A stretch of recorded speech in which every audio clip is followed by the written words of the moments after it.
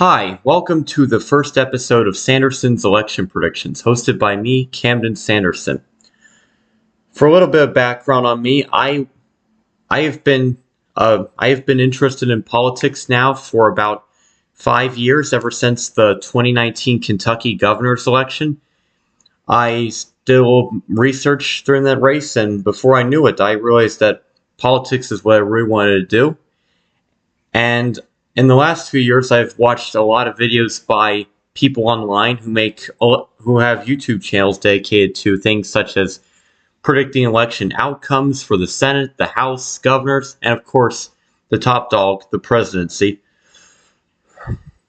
So I decided I want to start out my own channel like that, and I'd like to give out a shout out to some of the people who inspired me to do this, such as Red Eagle Politics, Let's Talk Elections, Real American Politics, Understanding Politics, and many others. So I want to thank them for inspiring me to get started. I am a resident of the state of Kentucky, and I will be going to the University of Alabama in the fall, Roll Tide, for college, where I'll be majoring in political science and economics. I wanted to do just political science, but my father wanted me to do economics and political science. And for my first video, I'm going to predict what I feel is the current state of the 2024 presidential election. So I'll start off so before we start, I'm going to announce what my ratings are. So we have safe, likely, lean, and tilt. Tilt means less than a point. Lean means 1 to 5 points.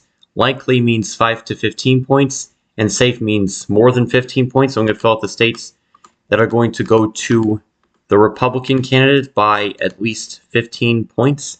That includes Nebraska at large. Oklahoma, Arkansas, Louisiana. I'm not going to name every state, but these are the states I believe are going to be going to the Republican by a safe margin. The Republican ticket, which is Trump-Vance, pretty much no matter what. And now we're going to put up the safe Democratic states. That includes the Pacific Northwest, not Pennsylvania. That includes much of New England. Maine's 1st Congressional District. Not New Jersey, actually. We're going to get to that in a second. Maryland and Delaware. And the state of Illinois. And the state of Hawaii. And that, I believe, is it for the safe states. These states I expect to go to the Democratic Party by a safe margin in the 2024 election. Now we're going to go on to the likely Republican states. I'm going to start off with the state of Texas. Long been considered the Republicans' largest electoral prize at 40 electoral votes. Lately, it's been a little less Republican, but in 2018, Ted Cruz almost lost re-election. Then 2020, Trump only won by 5.6 points. But Biden is a historically unpopular president, and with the national popular vote expected to shift right and Democrats not spending any money there's really no chance that it flips into the Democratic column. As also is elected Republicans statewide longer than any other state. I mean, for offices such as governor, lieutenant governor, attorney general. So it has not elected a Democrat across the state in 30 years, which is a record, beating out all the other red states. So that's an interesting fact. Another likely Republican state is the state of Florida. Republicans, it used to be considered the ultimate swing state. There was some controversy surrounding the 2000 election results in Florida.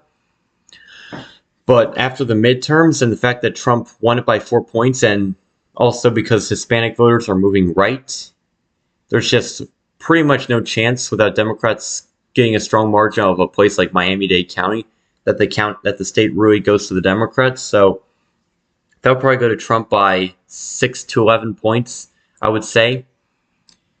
And next we have the state of Maine's 2nd Congressional District in the that's Maine at large, sorry. We're not getting there yet. Maine's 2nd Congressional District, which is represented by a Democrat. Who is a little more on the moderate side. He wrote an op-ed in the New York Times, kind of going against the Democrats' conventional wisdom that Trump will end democracy. I'm not going to suggest that either candidate won democracy because we just, a few days ago, a few days before recording this was when Trump was assassinated, and we're trying to make sure that that doesn't happen again. That any candidate gets assassinated. And we have one more, I believe, likely Republican state, and that is the state of Ohio. Republicans have only lost one statewide race there in 12 years, and that was the 2018 Ohio Senate race. Trump won the state it was considered a swing state in 2016, but Trump won it by a pretty substantial margin, by a likely margin. And then in 2020, it voted by a likely margin for Trump once again. And Democrats are not investing any resources there. The Democrats' pathway to victory is these three states, so Ohio is going to be voting for Trump anywhere from probably 8 to 14 points, I would imagine, somewhere in that range. You're definitely going to see those rural areas get redder. You're probably going to see black turnout drop in places such as Cleveland and East Cleveland.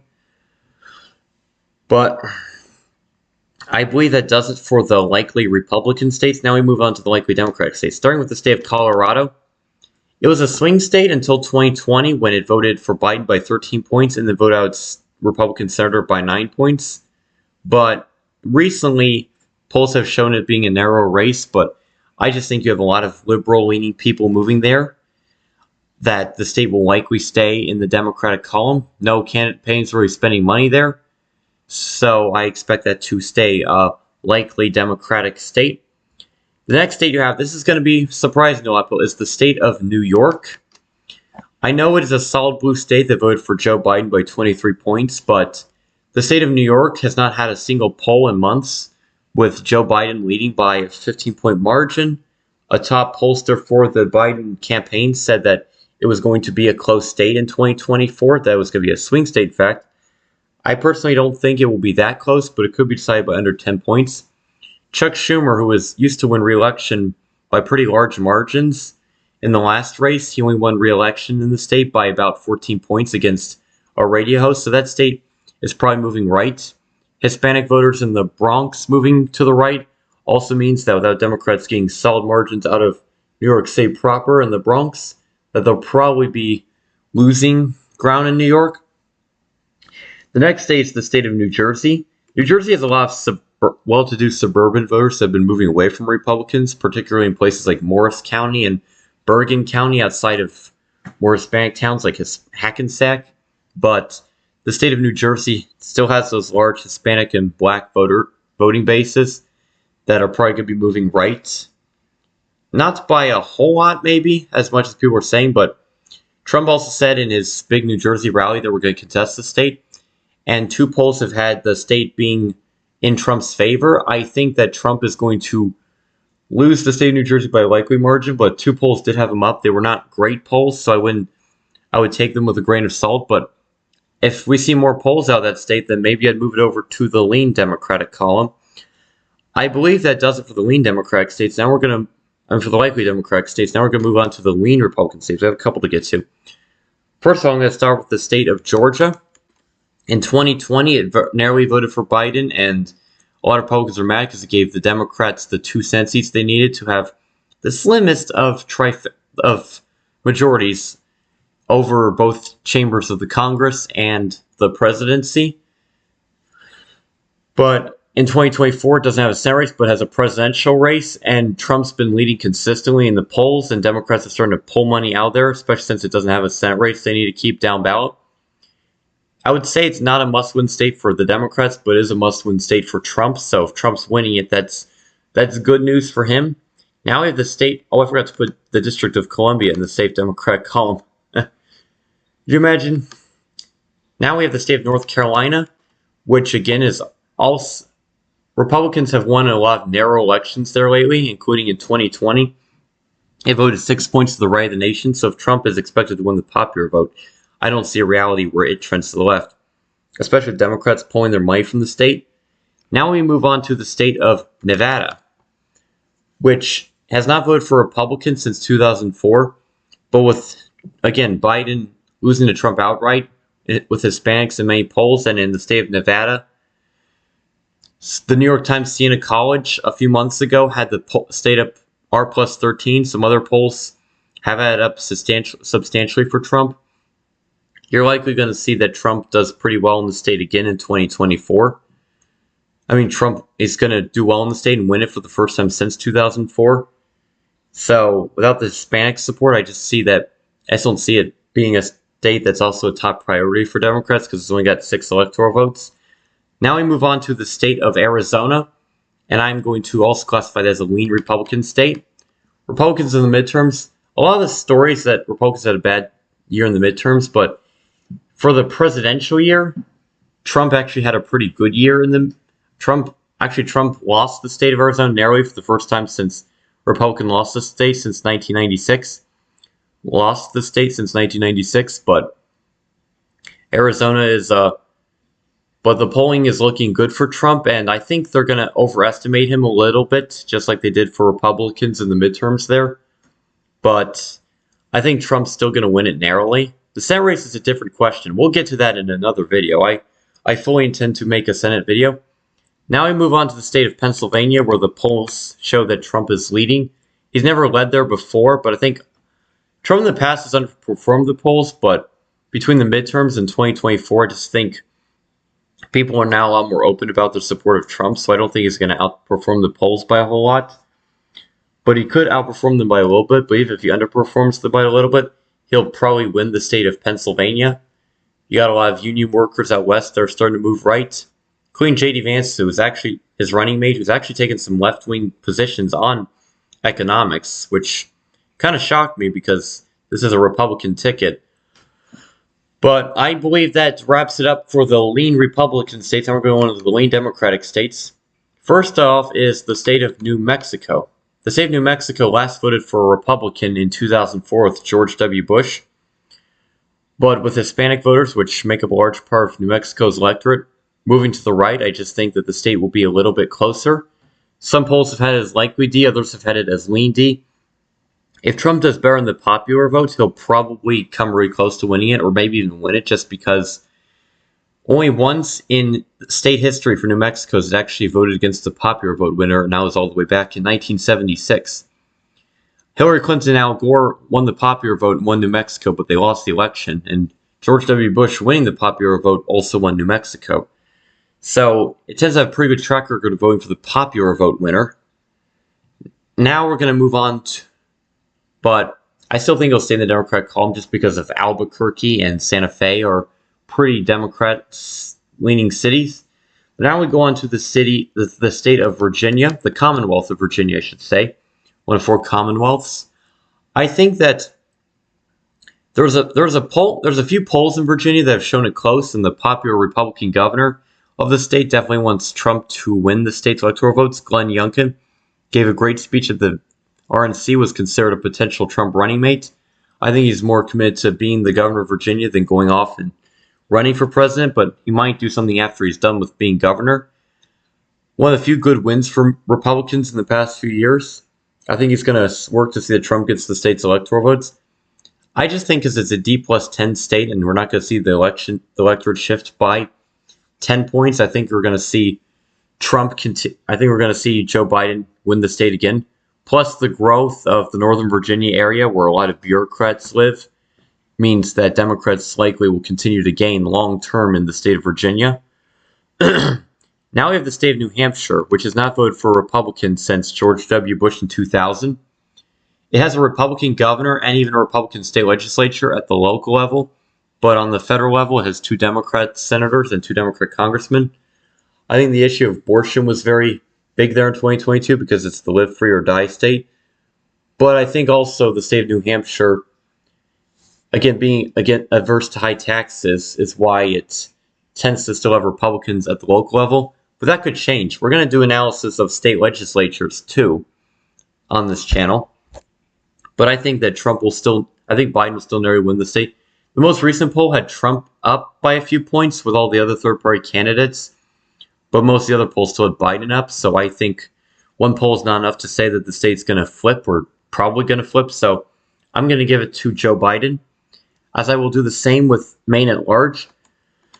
Maine at large is one of the few states in the country that's still truly independent. It voted for Obama by a landslide, almost voted for Donald Trump in 2016, then in 2020 it voted for Biden by a 9-point margin. I think Maine will stay in the Democrat column narrowly, because I don't think we're going to see the popular vote shift by 9 points.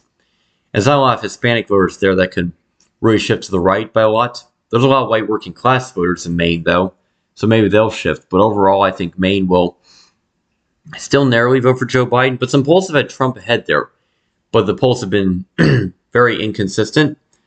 Now I move on to the lean Democratic state of Minnesota. The state of Minnesota has not voted for the Republican nominee for president since 1972. It was the only state to vote for Walter Mondale, but Republicans have gotten close. Sorry. In 2000, Al Gore only won the state by 2 points.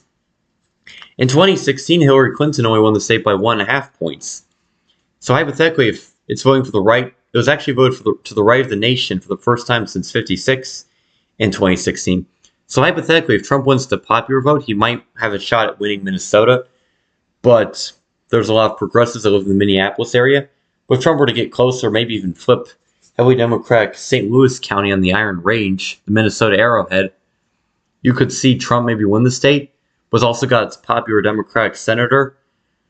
I mean, reverse coattails are not really considered a thing in politics, but they could be. But that is my prediction for the state of Minnesota. I think the state of Wisconsin. And now we're going to move on to the tilt Republican states.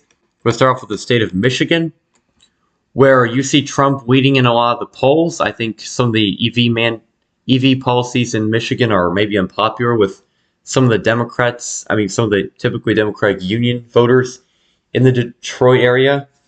But Republicans certainly had a bad night in Michigan 2022. But they also did in 2018, and abortion's not on the ballot, which has been bad for Republicans after Roe v. Wade overturned sent abortion back to the states. A common misconception is maybe that it's outlawed abortion or took away rights, but what it really did was it just let individual states decide, and Michigan decided that we think that abortion should be legal.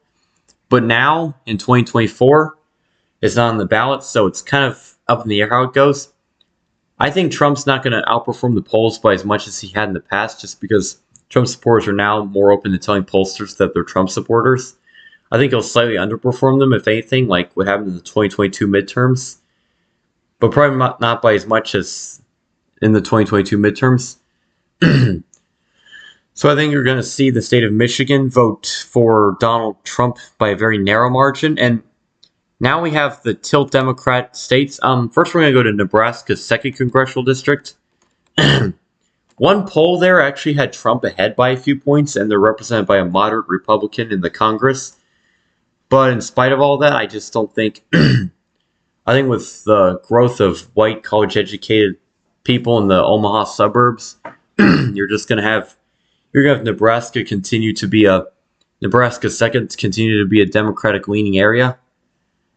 But I think it could reelect its Republican congressman. But we'll get to that more in the House video. And last, we have the state of Wisconsin. I don't think Trump will sweep the entirety of the Rust Belt, and I think Biden will win Wisconsin. Usually it votes to the right of Michigan and Pennsylvania, but in this election it's actually been polling to the left of Michigan and Pennsylvania. I think the growth of white liberals in the the Madison, Wisconsin metro, and the fact that I think the polls are going to underestimate Democrats a little bit just because that's what they did in the most recent time we had elections.